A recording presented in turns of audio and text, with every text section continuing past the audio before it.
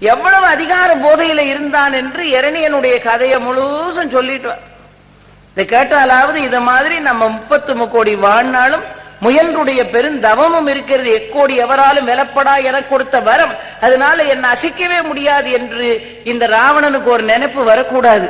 இவனை மாதிரி வரம் வாங்கினவன் எல்லாம் எப்படி அழிந்தான் என்று சொன்னால் இறுக்கமா இருக்கிற இந்த மனசுல ஒரு சின்ன தளர்ச்சி வருமானு பார்த்தான். அதுக்காகத்தான் இரணியனுடைய வரலாறு முழுவதையும் சொல்லுகிறான். பிரகலாதன் என்று ஒரு பிள்ளை இருந்தா அந்த தகப்பன் என்ன பாடுபடுத்தினான் அவனே. ஹரிங்கிற பேரை கேட்டாலே பிடிக்காது அவனுக்கு. பிள்ளைய என்ன பாடுபடுத்தினா, இவ்வளவு அதிகாரமா இருந்தவனை கடைசியில் நரசிங்க அவதாரம் எடுத்து வந்து பகவான் அழித்தார். இவ்வளவு கதையும் சொன்னாலாவது இவனுடைய மனசு மாறாதான்னு அத்தனையும் சொல்லுகிறான். விபீஷன் எதிர்பார்த்த எதுவும் நடக்கவில்லை. ராவணன் கதை முழுசும் கேட்டுட்டு ஒரு வார்த்தை சொன்னா, இதுக்கு மேல இங்கே நீ நின்று கொண்டிருப்பதா இருந்தால் என் வடிவாளால் உன்னை தடிவேன். நான் என் கையால சாகணுமானா இதுக்கு மேல இங்க நில்லு. ராவணனுடைய மனம் திருந்துவதற்கு வழி இல்லை. அதனால்தான் சொன்னார்கள், முதலையோட வாய்க்குள்ள கைய கொடுத்து அதோட கோர பற்கள் இருக்கிறதே, அந்த பற்களுக்கு நடுவுல மாட்டிக்கிட்டு இருக்கக்கூடிய ரத்தினங்களை ஒருத்தன் கைய கொடுத்து அதனுடைய கூர்மையான பல்லுக்கு நடுவுல அந்த முதல்ல சொருகி வச்சிருக்கிற ரத்தினத்தை தைரியமா பறிச்சு வெளியே எடுத்துடலாமா. ஆகாசத்தில் இருக்கிற நட்சத்திரங்களை எல்லாம் கொண்டு வந்து எல்லாத்தையும் ஒன்னா அரைச்சு ஒரு கூழாக்கி குடிச்சிடலாமா. பாலைவனத்தில் இருக்கிற மண்ணை எல்லாம் எடுத்து கயிறா திரிச்சு ஒரு மத யானையை கட்டி இழுத்துடலாமா. ஆனா என்ன, மூர்க்கனை திருத்த முடியாது. இத கூட சாதிச்சிடலாம். மூர்க்கத்தனமாய் இருப்பவனை திருத்துவது நடக்கவே நடக்காது. இவ்வளவு நேரம் சொன்னான் விபீஷணன், கதையெல்லாம் சொன்னான், இரணிய சமகார வரலாறு எல்லாம் சொன்னான். அவன் அசைவது போல இல்லை. இருந்தால் உன்னை வடிவாளால் தடிவேன். சொல்ல வேண்டியதெல்லாம் சொல்லி பார்த்தாச்சு. ராவணன் திருந்தறதுக்கு வழி இல்லை. இனிமேல் இவனிடத்தில் இருந்து அவன் செய்யக்கூடிய அதர்மத்திற்கு துணை போவது சரியல்ல என்கிற ஒரு தெளிவான முடிவுக்கு விபீஷணன் வந்தான். தெளிவான முடிவுக்கு வந்துட்டான். இன்னைக்கும் 100 பேரை கூப்பிட்டு பாசமா தர்மமானு ஓட்டு போடுங்கன்னு கேட்டா 80 பேர் பாசத்துக்கு தான் ஓட்டு போடுவாங்க. 20 பேராவது தர்மத்துக்கு ஓட்டு போடுவாங்களாங்கிறது இன்னும் கேள்விக்குறியான விஷயம்தான். எவ்வளவு துணிச்சலான ஒரு முடிவு எடுத்தான்.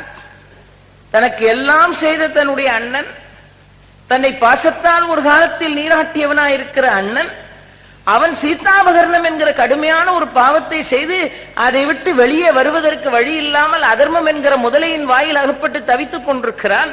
திருந்துவதற்கு வேண்டிய ஏதுக்களை எல்லாம் சொல்லி ஆயிற்று.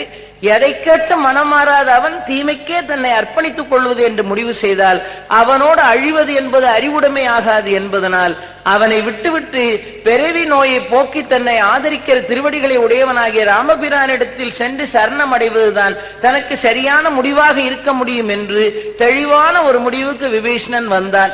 பாசமா அறமான இந்த ரெண்டுக்கும் இடையில, இந்த பக்கம் பாசம், அந்த பக்கத்துல அறம், இந்த ரெண்டுக்கும் இடையில உள்ள போராட்டத்துல ஒரு தெளிவான முடிவு எடுக்க வேண்டிய நிலைமைக்கு விபீஷணன் வந்தான். ஆகவே இனிமேல் ராவணனை திருத்த வழியில்லை என்று தெரிந்தவுடன் இலங்கையை விட்டு புறப்பட்டு நேரா ராமர் இருக்கிற இடத்துக்கு வந்துட்டான். ராமர் இருக்கிற இடத்துல வந்து தன் துணைவர்களோடு வந்து ஆகாசத்துல தொங்கிக் கொண்டு தன்னுடைய வரலாறு முழுவதையும் தானே சொல்லிக் கொண்டிருந்தார். ராமரை சரணடைவதற்காக வந்திருக்கிற தன் வரலாறு முழுசையும் வானத்துல தொங்கிட்டே விபீஷணன் சொல்லிட்டு இருந்தா. இதை கேட்டுட்டு மைந்தன் என்கிற பேரை உடைய ஒரு வானரம் அது ஓடி போய் ராமர்கிட்ட சொல்லுது, ராவண சகோதரன் விபீஷணன் வந்திருக்கான், வானத்திலேயே தொங்கிட்டு அவன் கதை முழுசும் சொல்லிட்டு இருக்கான், உங்களை சரணடைகிறதுக்காக வந்திருக்கிறான், ராவணனை கை நிகழ்ந்து விட்டு வந்திருக்கிறான், தர்மமாகிய தர்மமே உருவான திருவடியை தேடி வந்திருக்கிறான் என்று. சரணடைய விபீஷன் வந்திருக்கிறான் என்கிற செய்தி ராமருக்கு தெரிஞ்சு போச்சு. சுத்தி எல்லாரும் இருக்கிறார்கள். இந்த பகத லக்ஷ்மணர் இருக்கிறார், இந்த பகத்துல சுக்ரீவன் இருந்தான், இங்க அங்கதன் இருந்தான், இங்க ஜாம்பவான் இருந்தார், இங்க நீலன் இருந்தான், வானர சைனியங்கள் எல்லாம் இருக்கிறது. ராவணனுடைய தம்பியான விபீஷணன் சரணமடைய வந்திருக்கிறான் என்கிற செய்தி எல்லாருக்கும் தெரிஞ்சு போச்சு. தெரிஞ்ச உடனே கேட்காமலேயே ஜாம்பவான் ஒரு பதில் சொல்றார், இவனை எல்லாம் சேர்க்கப்படாது. வாழுகிற காலமெல்லாம் அண்ணனோடு இருந்தான், அவனுக்கு ஆபத்து என்று வருகிற போது அவனை கை நிகழ்ந்து விட்டு அவனுடைய நேரடி பகைவர்களாக இருக்கிற நம்மோடு வந்து இணக்கம் வைத்துக் கொள்ளலாம் என்று ஓடி வருகிற இவனை நமக்கு உண்மையாக இருப்பான் என்று எடுத்துக்கொள்வது எப்படி சாத்தியமாகும்? இவனால் நமக்கு ஆபத்து வரும், அவனை நாம் சேர்த்து கொள்ள கூடாது. ஜாம்பவான் சொல்றார். பக்கத்துல உட்கார்ந்து இருக்கிற நீலன் சொன்னா, வேண்டவே வேண்டாம், நம்மோடு இணைவது போல் இணைந்து நம் ரகசியங்களை தெரிந்து கொண்டு நாளைக்கு அவன் மூலமாக நமக்கு புதிய ஆபத்துக்கள் உருவானாலும் உருவாகலாம், வேண்டாம். அவங்க ரெண்டு பேரும் பேசிட்டாங்க. பக்கத்தில் இருக்க சுக்ரீவன் சொன்னா, சொந்த அண்ணனையே கைவிட்டுட்டு சரணாகதிங்கிற பேரால நம்மோட வந்து சேர வந்திருக்கானே, இவன் எந்த அளவு நமக்கு உண்மையா இருப்பான்னு சுக்ரீவன் சொல்றான். சொன்ன வாசகன் சரிதான், சொன்ன ஆள் தான் சரியில்லை. ஏன்னா அவன் இந்த வேலையை தான் செஞ்சான். அவன் தன்னுடைய சகோதரனை வீழ்த்துவதற்கு வேண்டிய எல்லா ஏற்பாடுகளையும் பண்ணவன், சொந்த கதையவே மறந்துட்டு அவன் சொல்றா, இப்போ அண்ணனையே ஆபத்துல கைவிட்டு வந்தவன் நமக்கு உபகாரமா இருப்பானா, இவனை நாம் உடனே இணைத்துக் கொள்வது, அவனுக்கு சரணாகதி கொடுக்கறது சரியான்னு சுக்ரீவன் கேட்கிறான். இதை சுக்ரீவன் கேட்ட உடனே பக்கத்துல உட்கார்ந்து இருக்க லக்ஷ்மணர் நினைச்சார், யாருதான் எதை பேசுறதுங்கிறது இல்லையா, சுக்ரீவனா பேசுறது இத அப்படின்னு லக்ஷ்மணர் ராமரை ஒரு பார்வை பார்த்தாராம்.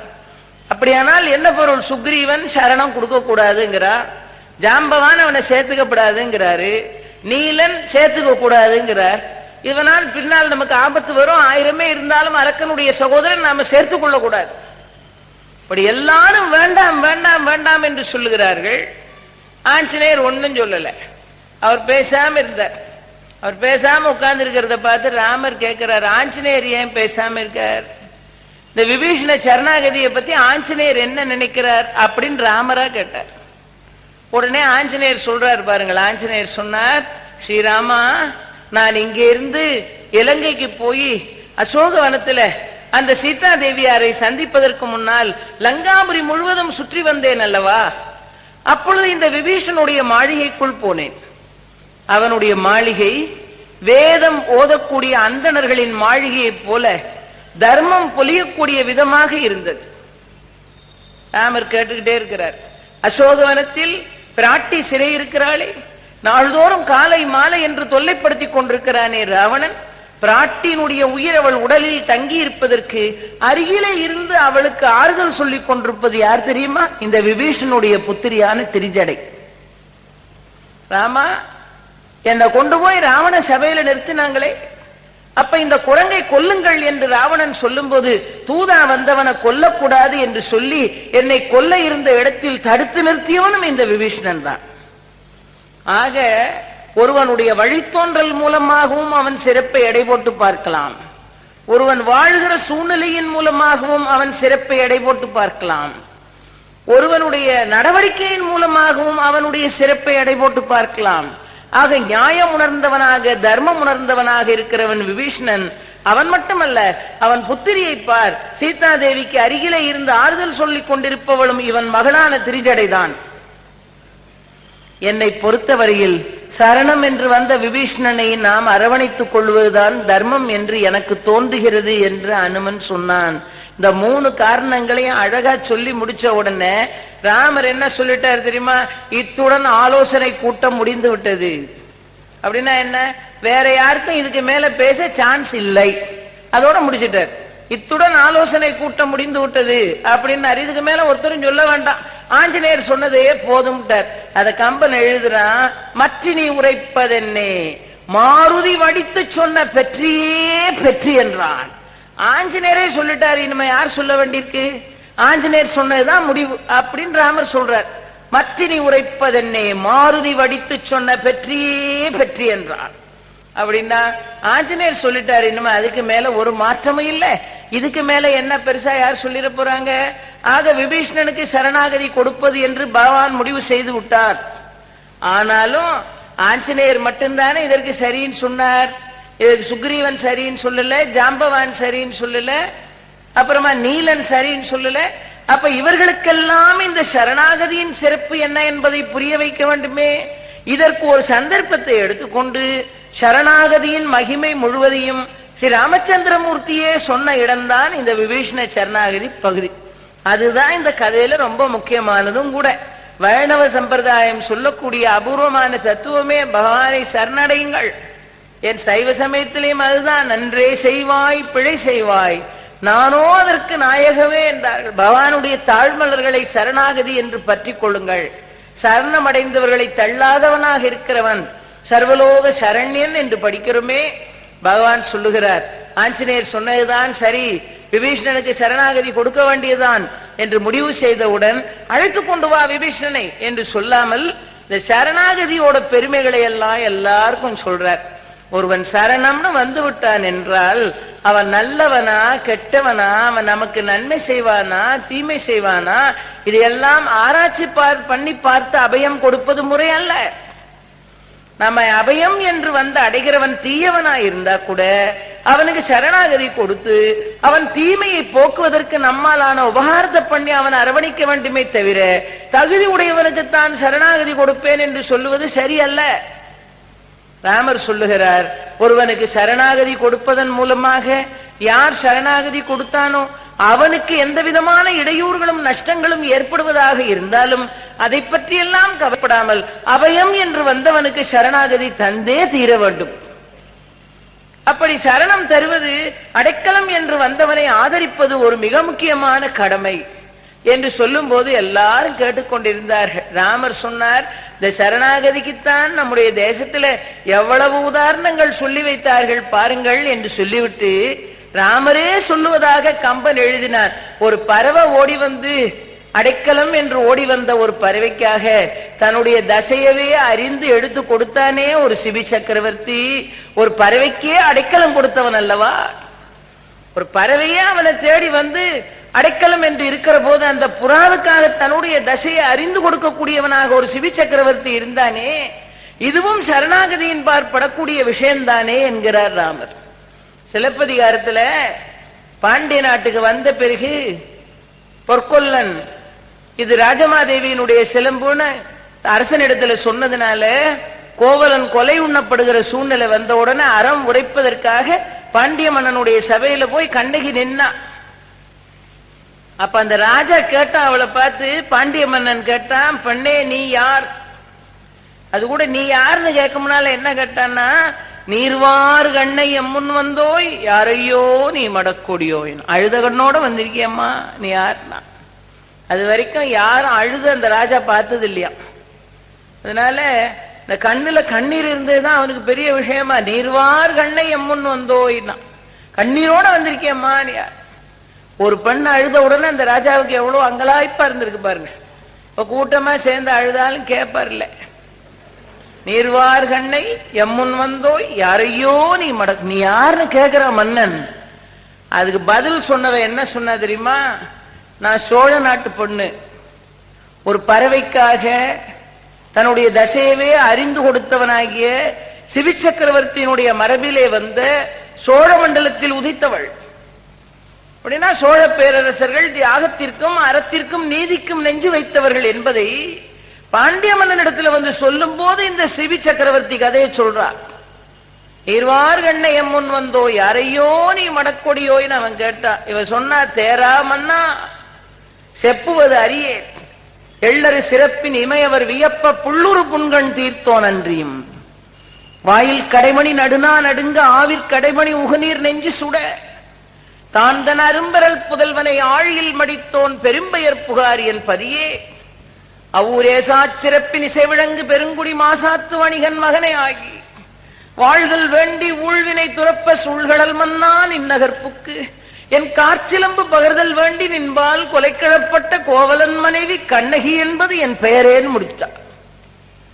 எடுத்த உடனே தொடங்கினா பாருங்கள், புள்ளுரு புண்கண் தீர்த்தோன் அன்றியும் எள்ளரு சிறப்பின் இமையவர் வியப்பன்னா. ஒரு பறவைக்காக தசை அறிந்து கொடுத்தான் சிபி சக்கரவர்த்தி. அந்த இமையவர்கள் எல்லாம் வியந்தார்கள். எள்ளரு சிறப்பின் இமையவர் வியப்ப புள்ளுரு புண்கண் தீர்த்தோன் அன்றி. ஒரு பறவைக்காக ஒரு ராஜா தன் தசையவே பரித்தியாகம் பண்றானேன்னு வானமண்டலத்தில் உள்ள தேவாதி தேவர்கள் எல்லாம் வியந்தார்கள். அவர்களெல்லாம் வியக்கும்படியாக செய்த சிபியின் குலத்தில் வந்த சோழ பேரரசன்னு பேசுறாளே கண்ணகி. பாபா நீங்க சொல்றார், ஒரு பறவைக்காக தன்னுடைய தசையை அறிந்து கொடுக்க தயாரான சிபி சக்கரவர்த்தி இந்த சரணாகதியை பத்தி நல்லா தெரிஞ்சவன் தானே. இதுவும் சரணாகதியின் பார்ப்படும். எல்லாரும் கதை கேட்டுட்டு இருக்காங்க. ராமர் கதை சொன்னா எவ்வளவு ஆனந்தமா இருக்கும் பாருங்கள். ராமர் அடுத்த கதை சொன்னார். உங்களுக்கெல்லாம் தெரியாத கதையா? பார்க்கடல்ல அமுதம் கிடைத்தால் அந்த அமுதத்தை உண்டா சாவாமையோடு இருக்கலாம்னு தேவாதி தேவர்கள்லாம் சேர்ந்து பார்க்கடலை அசுரர்களின் துணையோடு கடைந்தார்களே. அப்படி அசுரர்களுடைய துணையோட கடையும் போது உள்ள இருந்த அமுதம் பொங்கி வருகிற நேரத்துல பாம்பு போய் விஷத்தை கக்கி விட்டது. இந்த விஷத்தை கக்கின உடனே அமுதத்துல விஷம் கக்கி ஆலகால விஷம் பரவ ஆரம்பிச்ச உடனே ஓட்டமா ஓடி போனாங்க எல்லாரும். ஓடி போய் மகாதேவனான சிவபெருமானின் திருவடிகளை அபயம் சரணம் சரணம்னு ஓடி போய் விழுந்தார். உடனே எம்பெருமான் கவலைப்படாதீர்கள் என்று சொல்லி அபயமா வந்து உங்களுக்கு ஆதரவு கொடுக்கிறதுக்காகத்தானே வந்து அமுதத்தில் விழுந்த விஷத்தை எடுத்து தான் உண்டு தன் கண்டத்தில் அடக்கி கொண்டு தேவாதி தேவர்களுக்கு அமுதம் கொடுத்தார். அபயம் என்று அவர்கள் போய் விழுந்ததனால் அந்த சிவபெருமான் தேவாதி தேவர்களுக்கெல்லாம் தான் நஞ்சை உண்டு தீமையை சம்பாதித்துக் கொண்டு அவர்களுக்கு நன்மை செய்கிற அபயத்தை பாலிக்கவில்லையா? அதுவும் சரணாகதி தான். எல்லாம் கதை கேட்டுக்கிட்டு இருந்தாங்க உட்கார்ந்து. ராமர் சொல்றார், அது மட்டுமா? ஒரு யானை தண்ணிக்குள்ள இறங்கி தாமரை பூ எடுத்து மகாவிஷ்ணுவை பூஜை பண்ற யானை, அந்த கஜேந்திரன்கிற யானை காலை போய் முதல்ல கவிச்சு உடனே அந்த யானை ஆதி மூலமேன்னு கூப்பிட்ட உடனே ஓட்டமா ஓடி வந்து அந்த முதலைய கொன்று யானையை பகவான் ரட்சிக்கவில்லையா? அந்த யானை பகவானுடைய தாழ்மலர்களைத்தானே சரணாகதியாக பற்றி கொண்டது. வைகுந்தவாசியான பகவான் ஓடோடி வந்து அந்த யானையை காப்பாத்தலையா? அதுவும் சரணாகதி தான். அதுக்கப்புறமும் சொல்றார் பாருங்கள், மார்க்கண்டேயன் ஒரு குழந்தை 16 வயசு வந்தா உயிரோடு இருக்க மாட்டான்னு சட்டம். இந்த குழந்தை வளர வளர தாயார் பாக்குறா, வருத்தமா இருக்கு, 16 வயசு வந்தா போயிடுவானே. அப்ப அந்த புள்ள சொன்னா, அம்மா நீ கவலைப்படாத, காலனையும் தள்ளினில் என்று சொல்லுகிற காலசம்ஹார மூர்த்தி இருக்கிற அந்த திருக்கடையூர்ல போய் பஞ்சாட்சரத்தை ஸ்மரணம் பண்ணி கொண்டிருந்தான் அந்த குழந்தை. பற்றுவதற்காக காலன் வந்தான். காலன் இவனை பற்றி விடாமல் அவனை தன் பாதத்தால் உதைத்து அப்புற தள்ளி மார்க்கண்டேயனை என்னைக்கும் 16 இருப்பேன் ஆசீர்வாதம் பண்ணினாரே ஈசன். அடைக்கலம் அபயம் என்று வந்து விழுந்த அந்த குழந்தையை நீ என்றும் 16 இருப்பேன் ஆசீர்வாதம் பண்ணி அவனுக்கு அடைக்கலம் தந்த ஈசன், அந்த ஈசனின் திருவிளையாடல் சரணாகதிக்கு ஒரு எடுத்துக்காட்டு இல்லையா? இன்னொரு ராமர் சொல்றார், இன்னும் சொல்லவா சரணாகதியை பற்றினார்.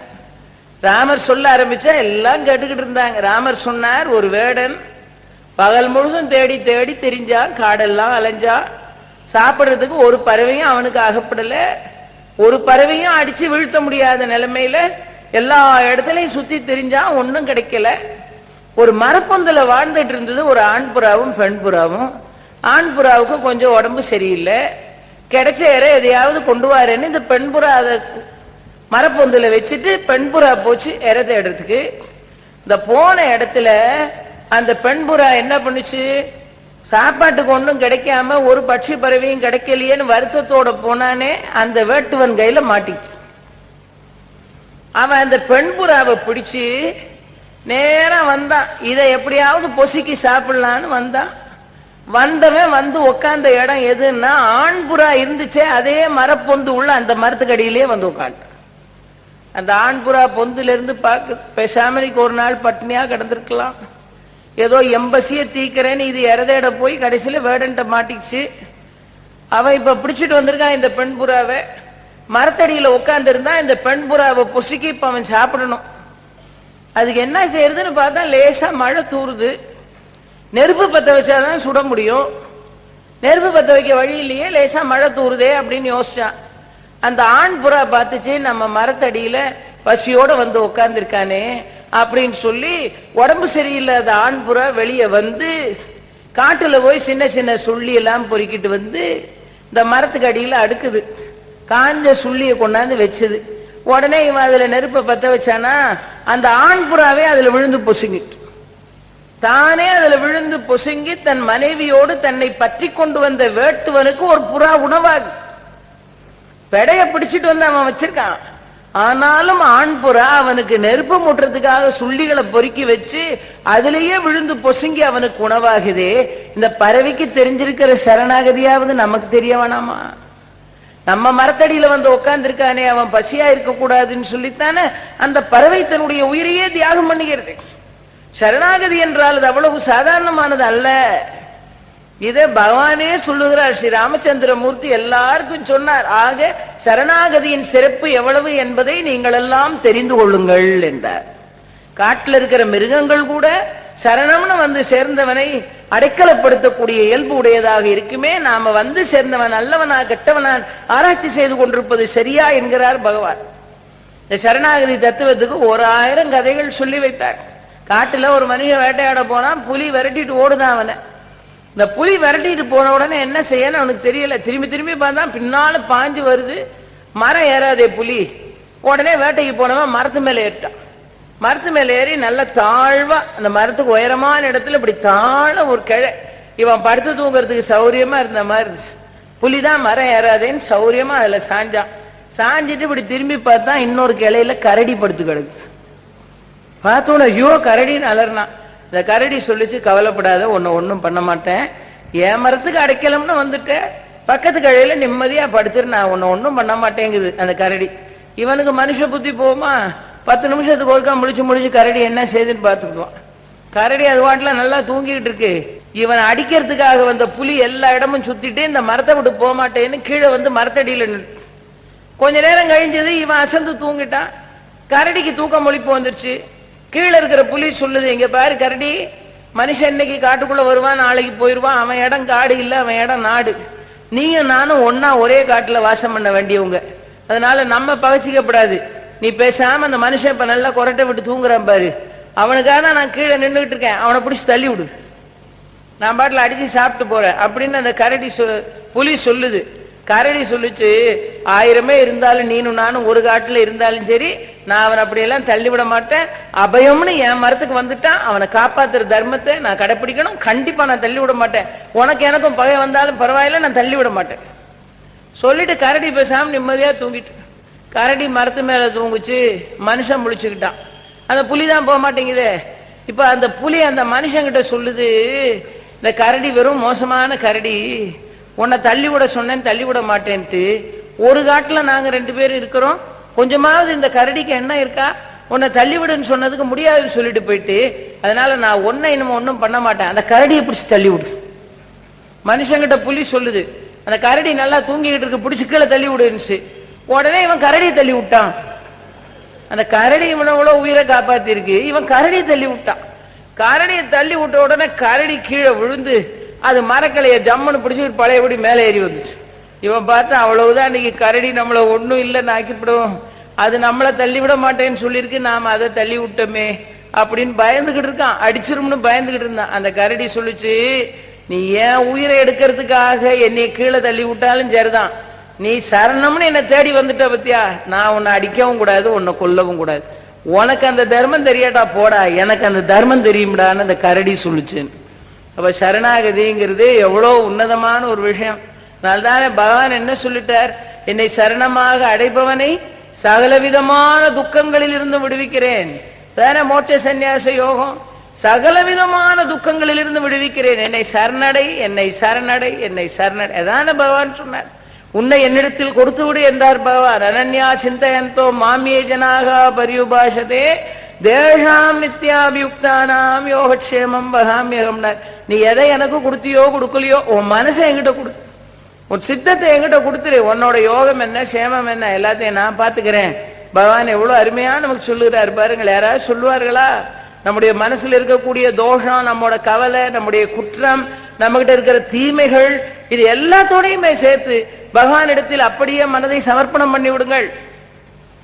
அந்த தீமையெல்லாம் மாற்றி அவைகளையெல்லாம் பரிசுத்தமானதாக்கி வெங்காய தோலை கொண்டு போய் ரோஜா செடிக்கு அடியில போட்டா அது அந்த தோலை ஜீர்ணிச்சுக்கிட்டு அழகான சிகப்பு ரோஜா பூவா பூத்து கொடுக்குதா இல்லையா?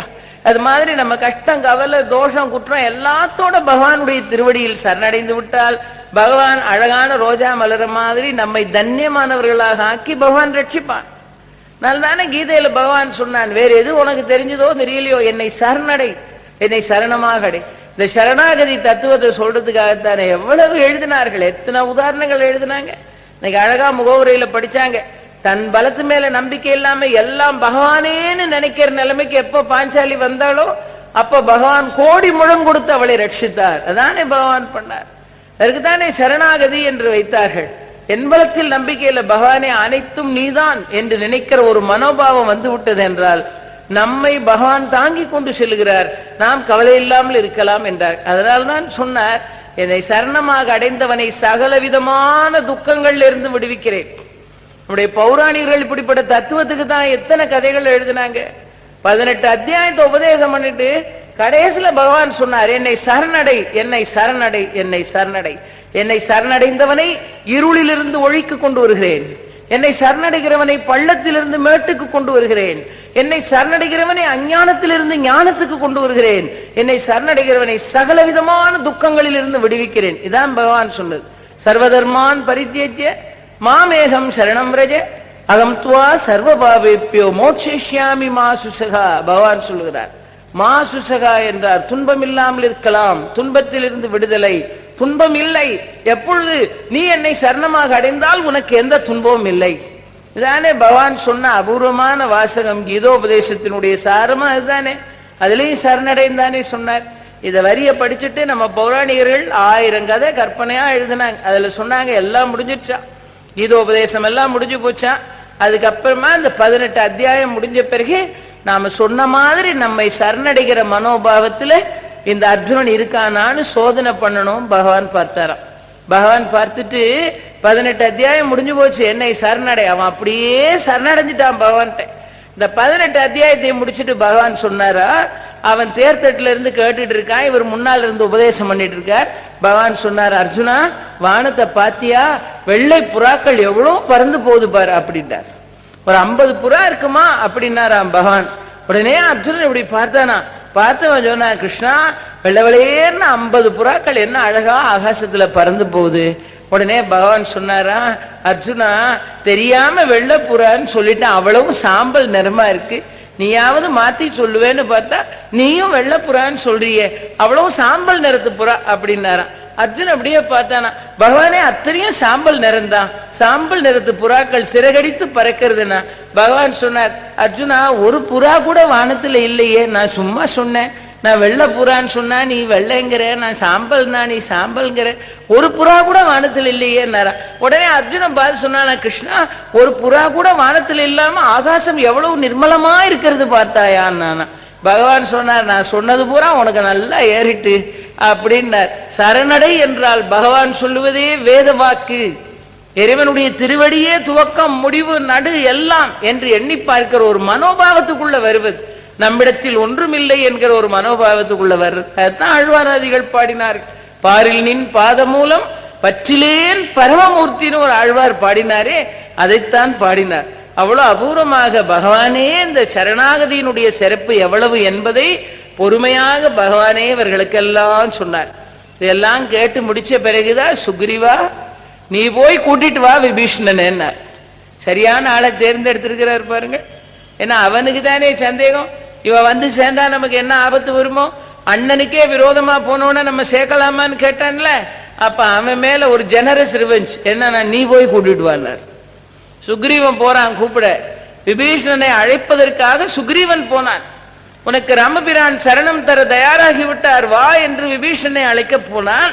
இப்பதான் விபீஷணன் வருகிறான். வந்து ஸ்ரீ ராமச்சந்திர மூர்த்தியை முதலாவதாக விபீஷணன் சந்தித்த இடம். விபீஷணன் வந்தான்.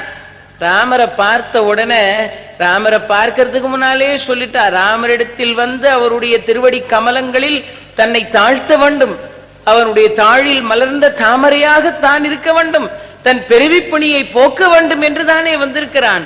வந்தான். ராமன் கை கணையால் அனைத்தும் தன்னுடைய தீமைகள் எல்லாம் நீங்கும், பெருவி பிணி ஒழியும் என்கிற நம்பிக்கையோட வந்தவன் ஸ்ரீ ராமபிரானை முதலாவதாக தன் கண்களால் ஆற தழுவுகிறான் விபீஷன்.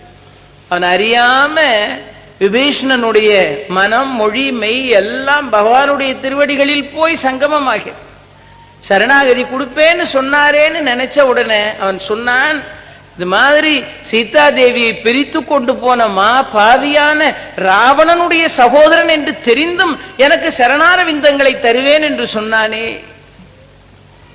சீதா தேவியாரை பிரித்து இத்தனை அபவாதத்தையும் புரிந்தவன் ராவணன், அவனுடைய சோதரன் என்று தெரிந்தும் கொஞ்சம் கூட கவலை இல்லாமல் எனக்கு சரணார விந்தங்களை தருவதற்கு ராமன் முழுமையாக பரிபூர்ணமாக சம்மதித்தானே, எவ்வளவு பெரிய பாக்கியம் என்கிறான்.